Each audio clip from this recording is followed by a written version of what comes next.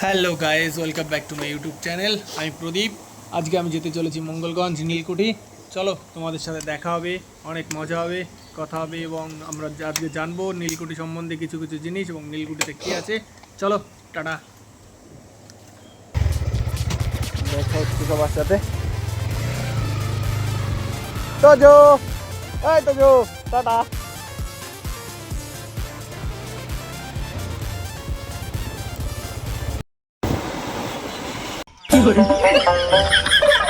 আজকে কিন্তু 16,000 টাকার একদম পুরো বাজেট হয়ে যাবে।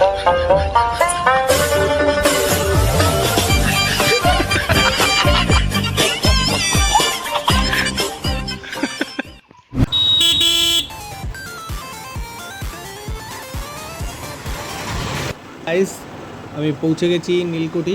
সামনেই দেখতে পাচ্ছ তোমরা নীলকুঠি আছে। চলো আমরা এবার নীলকুঠিতে ঢুকবো এবং নীলকুঠিটা দেখবো, তোমাদেরকে দেখাবো নীলকুঠিতে কী আছে, কোথায় আছি এবং কেমন অবস্থায় আছি। চলো।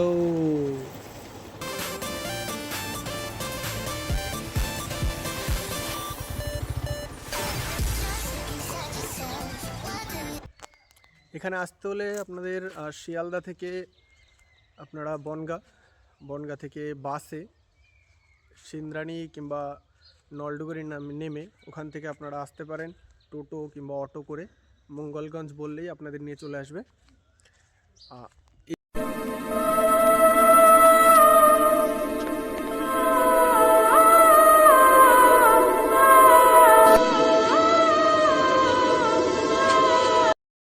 চলো এবার আমরা নীলকুঠির মধ্যে ঢুকবো এবং দেখবো নীলকুঠিতে কী আছে, কোথায় আছে এবং নীলকুঠির ভেতরের অবস্থা কেমন।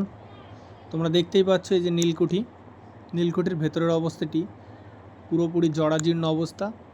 এই যে ওপরের যে চালটা দেখতে পাচ্ছ, ছাদ, এটি পুরোপুরি চুন সুড়কি দিয়ে তৈরি ছিল এবং এটি এখনও যে অবস্থায় আছে ওপরে গেলে ভেঙে পড়ার সম্ভাবনাই বেশি।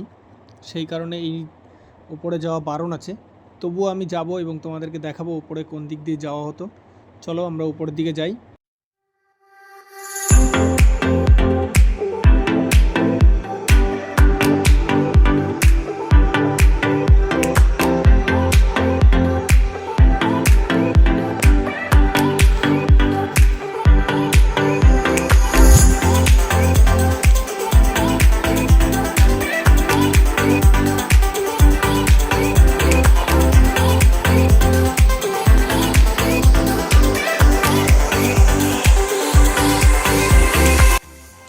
এই যে ইছামতি নদী, এই ইছামতি নদী মাঝদিয়ার পাবাখালী নামক একটি জায়গা থেকে উৎপন্ন হয়েছে এবং সুন্দরবন টাকি গিয়ে এর শেষ। এটি দেখতে পাচ্ছেন আপনারা যে ছোট নদী, কিন্তু এই নদীর যে কতটা চওড়া এবং কতটা এর গতিপথ সেটা টাকিতে গেলে দেখা যায়। এই নদীটা আমাদের মনে হয় এই নদীটির সংস্কার করা উচিত।